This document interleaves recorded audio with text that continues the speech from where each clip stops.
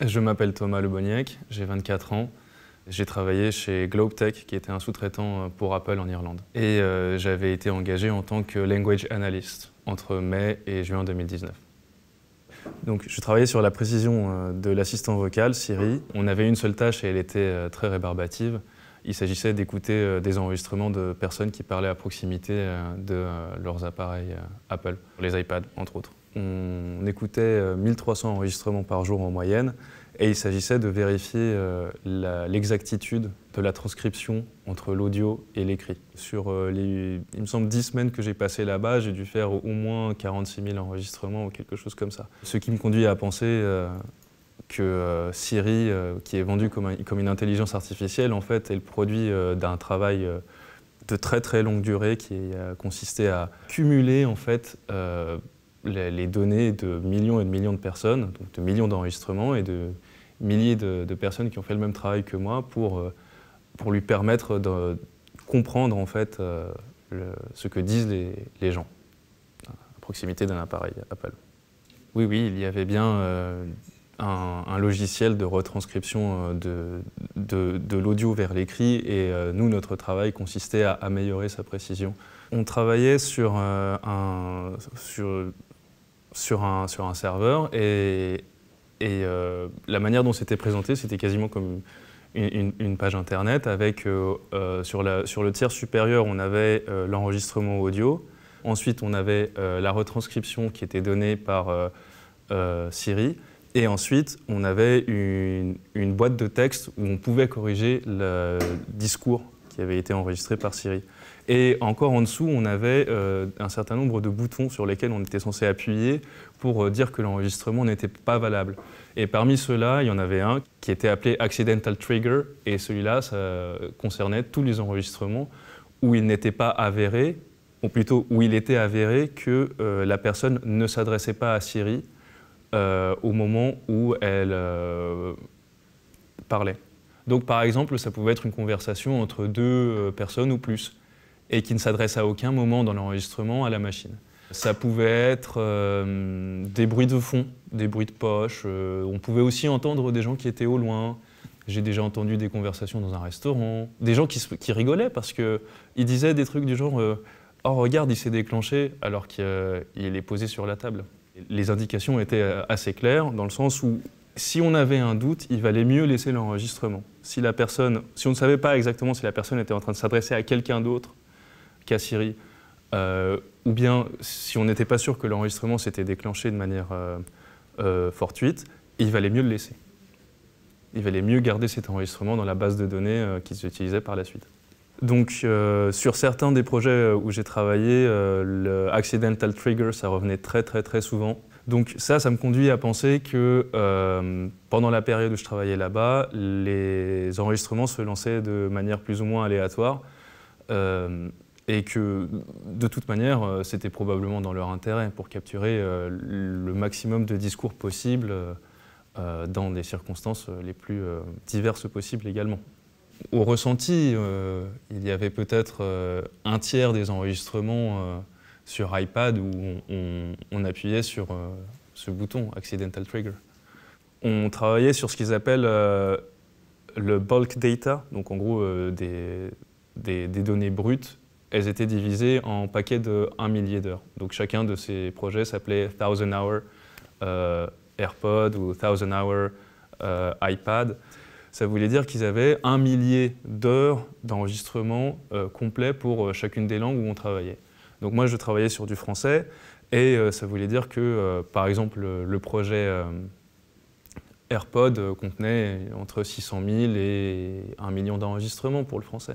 On avait une page de statistiques à laquelle on avait accès et on voyait le nombre d'enregistrements pour chacune des langues sur lesquelles ils travaillaient sur le moment. Et c'était quand même un chiffre assez faramineux, quoi. Et, étant donné le nombre de projets aussi sur lesquels ils avaient travaillé auparavant, ça résulte en des millions et des millions et des millions d'enregistrements. On pouvait remonter dans le temps, en tout cas, sur le menu déroulant qui nous permettait de choisir les projets, et c'est ce que j'ai fait, et je suis remonté facilement jusqu'à 2014. Ce qui veut dire, au bas mot, que ces projets-là ont existé pendant 5 ans, et que chacun de ces projets qui est destiné à un seul de leurs appareils à chaque fois, s'il les reproduit tous les trimestres, ça donne des multiplicateurs qui sont effarants, quoi.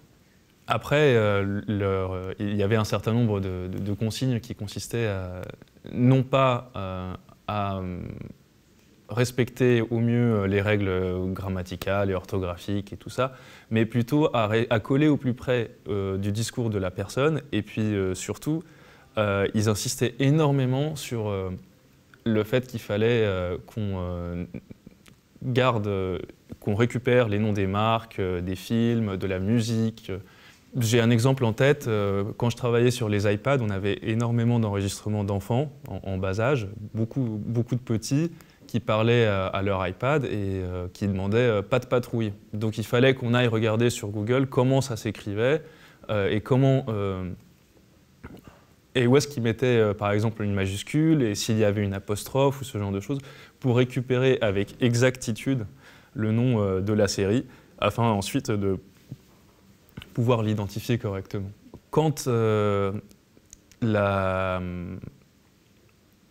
la personne qui m'a recruté m'a contacté, ça faisait 8 mois que j'étais au chômage et que je cherchais de toutes les manières possibles à être embauché quelque part. Donc quand j'ai été approché via une plateforme d'emploi pour ce travail-là, c'était une aubaine. Mais je sentais déjà qu'il y avait quelque chose qui n'était pas tout à fait clair dans leurs propositions. Ils avaient quand même une certaine volonté de confidentialité, ils étaient un peu dans une zone grise, quoi. Donc je savais dès le départ que ce serait quelque chose qui serait pas très moral, et en tout cas avec lequel je serais en désaccord. Donc les premiers jours où je suis arrivé et que j'ai compris que ça serait sur des enregistrements réels de personnes, de véritables usagers, que je travaillerais, j'étais déjà pas très bien dans ma peau. Après, avec le temps, on s'habitue un peu, on arrête de trop y réfléchir. Et puis il y a eu un jour où je suis tombé sur un enregistrement d'un gars qui déclarait sur un enregistrement d'un pédophile, très certainement. Il déclarait explicitement avoir envie d'un garçon en bas âge, quoi. Et donc, étant donné qu'on a un contexte limité et qu'on ne sait pas trop ce qui est en train de se passer, de l'autre côté de l'appareil, moi, j'ai trouvé ça non seulement inquiétant, mais assez rageant parce que là, je me retrouvais à la frontière de deux grandes questions. La première, c'est qu'est-ce que je fais lorsque je me retrouve face à ce genre de comportement et que je ne peux pas dénoncer? Et deuxièmement, qu'est-ce que je fais alors qu'on est face à un appareil de surveillance de masse, même si c'est soi-disant pour des données exclusivement commerciales, et qu'est-ce que ça dit sur la manière dont ils ont accès, Apple, de la manière dont Apple a accès à la vie privée de toutes les personnes qui sont susceptibles de se trouver à côté d'un de leurs appareils. C'est surtout le sentiment d'impuissance qui m'a fait enrager. Je l'ai signalé à ma hiérarchie, qui a donc remarqué qu'effectivement c'était un enregistrement assez perturbant, mais ils n'ont rien fait d'autre. C'est-à-dire qu'ils n'ont même pas supprimé cet enregistrement de leur base de données. Je suis allé vérifier une semaine plus tard, l'enregistrement était toujours là, et un autre travailleur dans le même module que moi aurait très bien pu tomber dessus à nouveau. Donc en termes de protection des travailleurs, c'est un zéro pointé. En termes de protection de la vie privée des personnes, c'est un zéro pointé. Et puis la grande question qui se pose, c'est maintenant qu'ils ont accès, maintenant que Apple a accès à des données qui sont quand même formidablement intimes, qu'est-ce qu'ils en font lorsqu'il s'agit de situations de cas limite comme celui-ci? Parce que moi, je ne pouvais pas le dénoncer à la police. Qu'est-ce que je pouvais faire? J'avais un enregistrement d'une personne que je ne connais pas, alors que je suis en Irlande. C'est à peine une déclaration d'intention. Personne n'aurait pu réagir là-dessus. La seule chose à laquelle on avait accès, c'était une ligne d'appel téléphonique pour l'assistance la santé psychologique et mentale en fait. Et donc le lendemain du jour où j'ai entendu cet enregistrement, j'avais à la fois un sentiment de colère et d'impuissance très très fort. Donc j'ai décidé que j'allais en profiter, enfin, que j'allais voir ce que c'était. Et donc en gros c'était une sorte de centre d'appel quoi. C'est une secrétaire qui m'a répondu, enfin probablement quelqu'un qui s'occupait exclusivement de l'accueil, qui m'a posé des questions très génériques qui ne s'appliquaient pas vraiment à mon cas. Et donc quand je lui ai parlé, dès qu'elle a entendu le mot pédophilie, elle m'a dit « Ah mais est-ce que c'est quelque chose qu'il faut signaler à la police ?» Et moi j'ai dit « Bah, je ne sais pas, c'est à vous de voir ». Et elle m'a aussi demandé « Est-ce que vous avez des pensées suicidaires ?» Bah, je ne sais pas, de toute manière ce n'est pas le sujet là. Elle m'a dit bon, bah, on vous rappellera, laissez-moi votre numéro de téléphone, et puis en attendant, débrouillez-vous, quoi. Je me suis pris 2 jours de congé, parce que je sentais que j'en avais besoin, et pendant ces 2 jours, j'ai pas eu de réponse.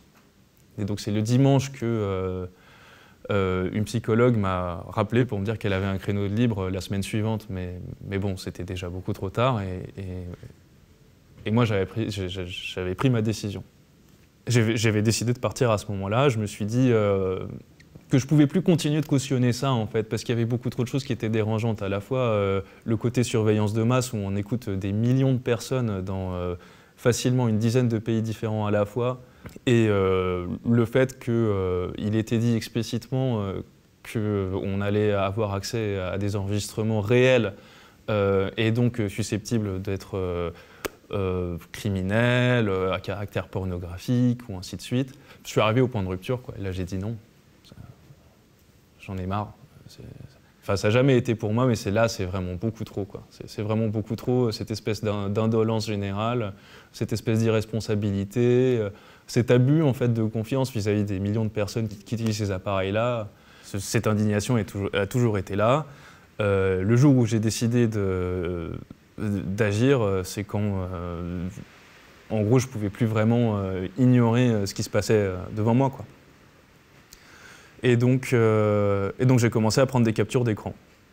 J'ai commencé à faire des captures d'écran de ce qu'on faisait, de nos lignes, enfin de nos consignes. Et voilà, pendant une semaine, à peu près, j'ai fait des captures d'écran pour montrer que les enregistrements qu'on écoute sont extrêmement personnels, parce qu'on peut entendre des gens qui sont en train de parler de leur sclérose en plaques, on peut entendre des gens qui sont en train de parler du deuil de leur grand-mère, on peut entendre des profs en train de dicter le conseil de classe de leurs étudiants, on peut entendre des disputes amoureuses, on peut entendre des disputes familiales, on peut entendre des gens qui sont en train de vous regardez du porno, on a toute la gamme de la vie humaine devant soi, quoi. Ce qui est véritablement inquiétant, c'est le degré d'immiscion d'Apple dans la vie de ses clients. Ils réussissent à vendre des appareils et ensuite à faire de leurs clients des produits.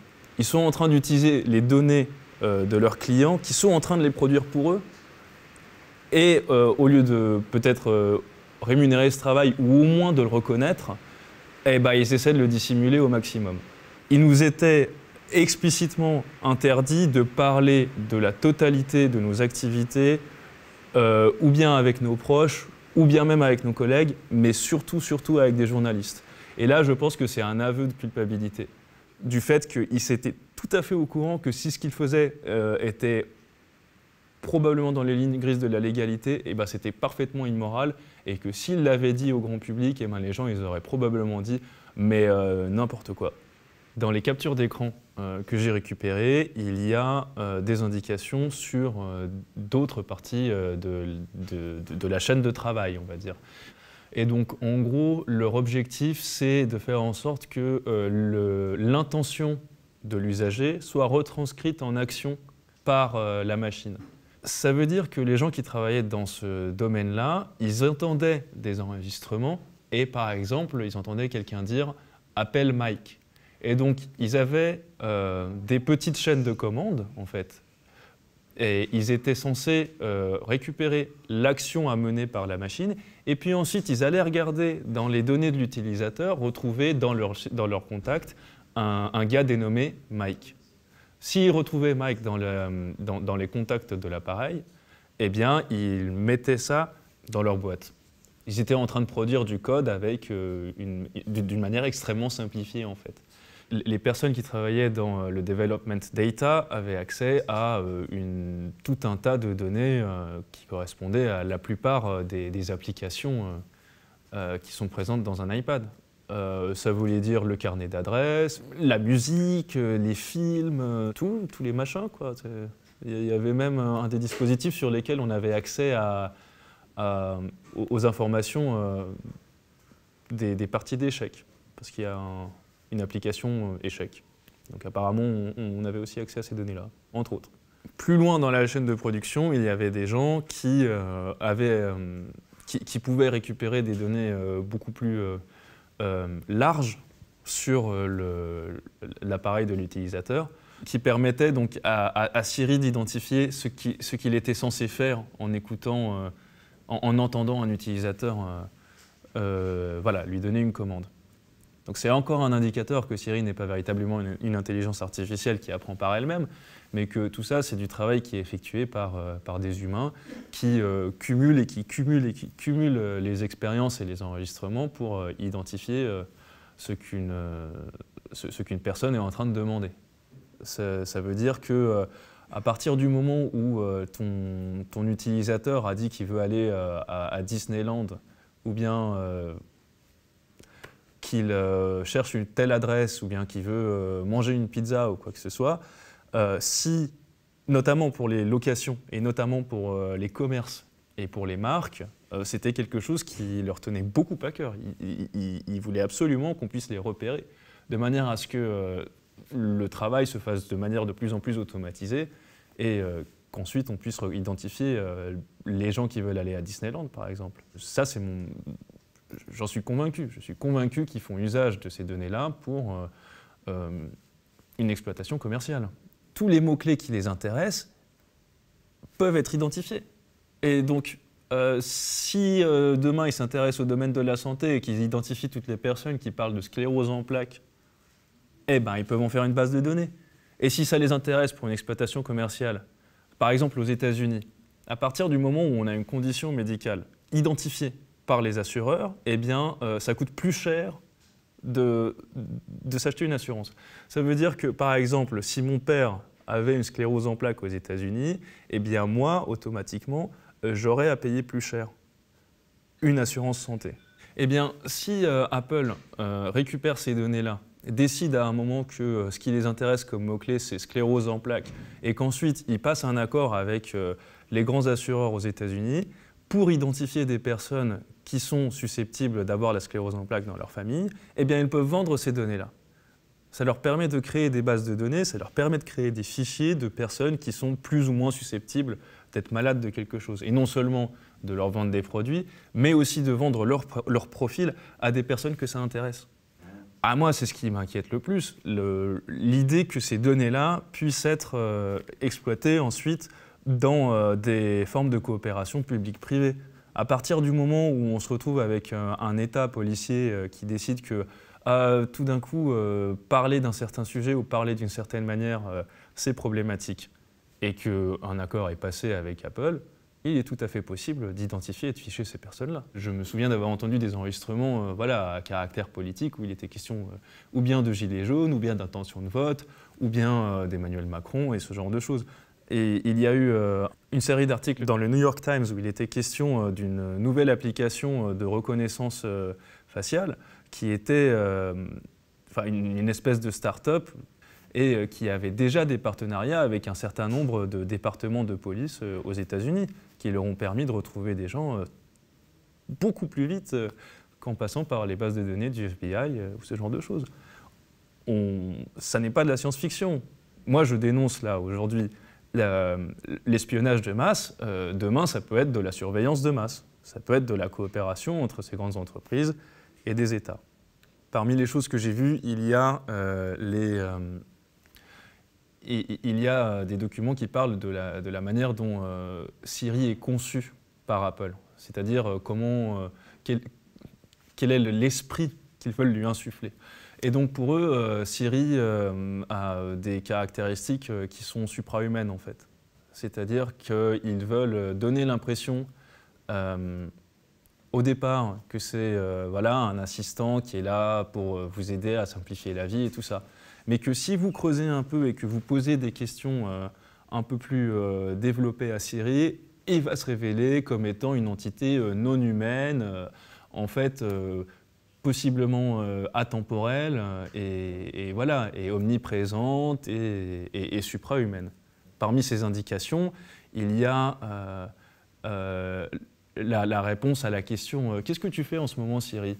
Et la réponse c'est « Oh, rien, je ne fais que répondre à 3 millions de requêtes en même temps. » Donc il y a ce côté assez un peu prétentieux, quoi. Ouais, très, très, très prétentieux, au final, qui consiste dans l'imaginaire d'Apple à faire de Siri une espèce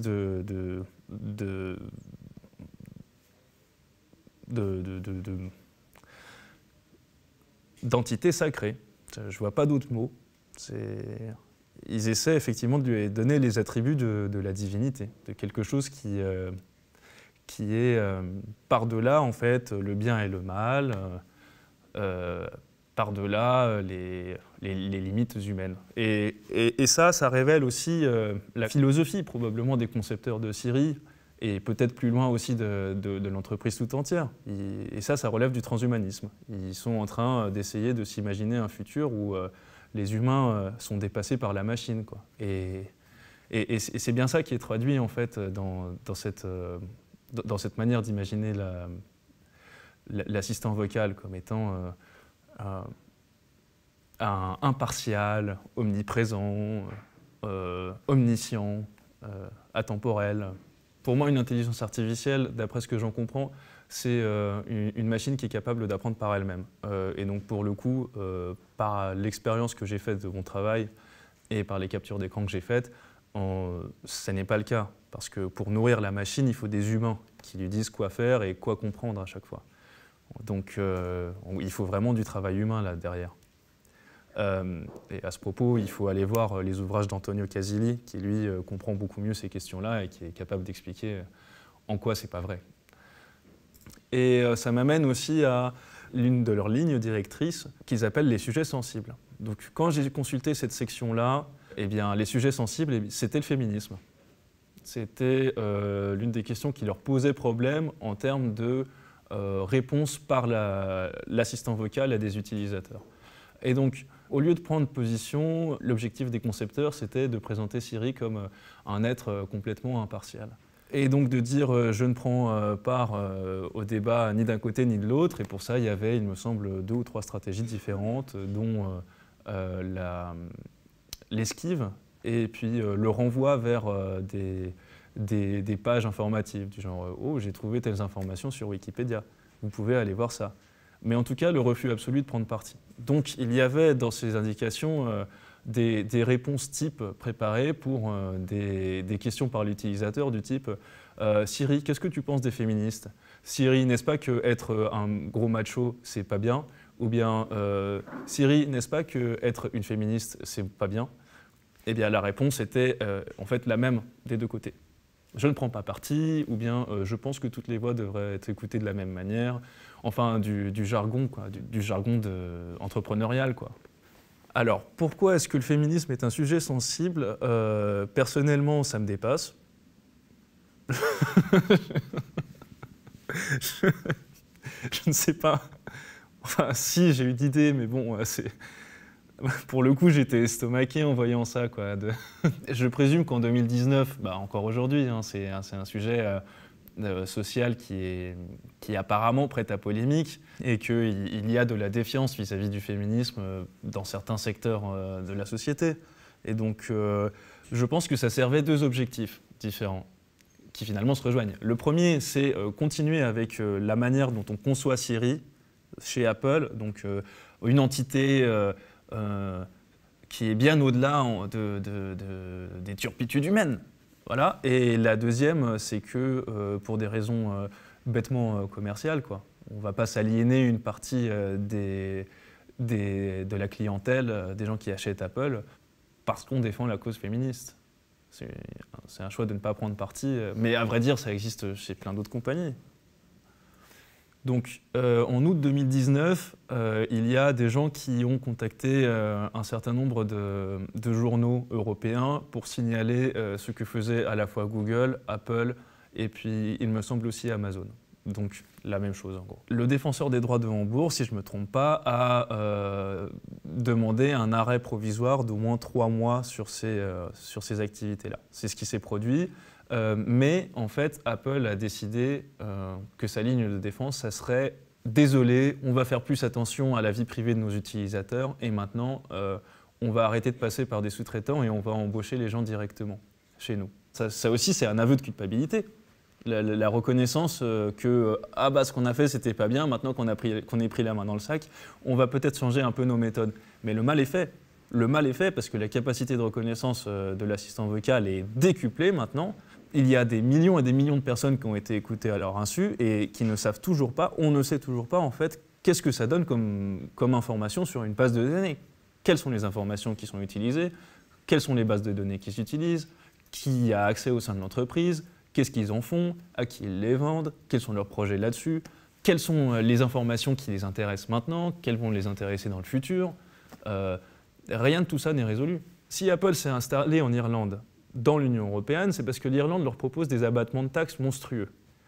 Donc, Apple ne paye quasiment pas d'impôts ici en Union européenne, vend des iPhones au prix fort à des utilisateurs, récupère ces données-là et les revend.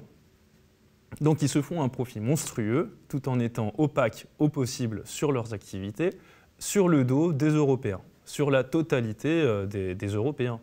Quand je travaillais là-bas, je savais qu'il y avait des enregistrements qui étaient faits sur des Français, sur des Allemands, sur des Italiens, je crois bien, et sur des Espagnols. Quand je suis rentré en France, j'ai fait le mort pendant quelques semaines. J'ai reçu des appels de GlobeTech pour me demander pourquoi je n'étais pas retourné au boulot. J'ai jamais répondu. Et puis au final, ils m'ont envoyé au bout d'une semaine ou deux un courriel pour me dire « bon, c'est une cessation d'activité, donc on te vire ». J'ai fait très bien, je suis très content. Je leur ai signé le papier, je leur ai envoyé. Et ensuite, ils m'ont fait des difficultés pour que je puisse récupérer mon argent du côté du fisc irlandais. Le moment où j'ai décidé de montrer mon visage à découvert, ça a été lors du documentaire Invisible, les travailleurs du clic. Lanceur d'alerte, lumière.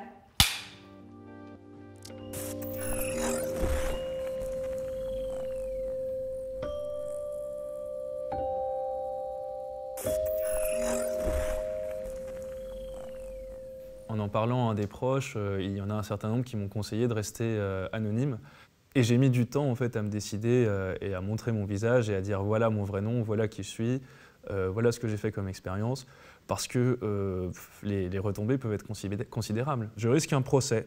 Je risque un procès par GlobeTech et possiblement par Apple pour rupture des clauses de confidentialité. Et ça se passera au moins dans un premier temps, du côté de la justice irlandaise. Les clauses de confidentialité, c'était un document qu'on nous faisait signer à part notre contrat de travail qui stipulait qu'en gros, on reconnaissait être responsable de tout dégât économique que pourrait subir l'entreprise à cause de notre indiscrétion. Donc, quand moi j'ai décidé de parler, je me suis mis sous le coup de cette clause de confidentialité. S'il décide de m'attaquer en justice, c'est juste moi contre une gigantesque compagnie et puis une autre plus petite, mais qui pèse quand même en termes économiques. Ça se trouve, je viens de faire une énorme connerie. Pour moi, en tout cas. Bien sûr que j'ai peur, bien sûr que je suis inquiet. Je suis moins maintenant que j'ai pris que j'ai décidé du chemin que j'allais prendre. Et j'ai aussi eu droit à des manifestations de soutien qui me font plaisir. Et donc mon espoir, en fait, à partir du moment où j'ai commencé à contacter des journalistes pour leur montrer l'histoire, et puis maintenant que je le fais à visage découvert, c'est d'inciter d'autres gens qui ont participé à ce travail-là à se révéler et puis à montrer que non seulement c'est inacceptable, mais qu'il faut se battre contre ce modèle social qu'on est en train de nous imposer. Ce modèle social et économique et politique aussi d'ailleurs. Parce que l'autre question que je me pose en ayant vécu cette expérience, c'est quelle est leur conception de l'État, quelle est leur conception de la liberté publique et individuelle, quelle est leur conception de la citoyenneté, qu'est-ce qu'ils pensent de la vie privée, est-ce qu'ils sont véritablement conscients en fait, du poids qu'ils portent maintenant, ces géants du net, sur la vie des gens. Ils n'assument pas vraiment d'avoir accès à des données parfois criminelles, ils n'assument pas vraiment de faire de l'espionnage de masse, ils ne comprennent pas véritablement les enjeux de ce à quoi ils touchent. Et ils sont en train de décider pour nous tous. Et ça aussi, c'est inviable, quoi. Je ne veux pas que ce soit ces gens-là qui décident pour moi de l'avenir dans lequel je vais vivre.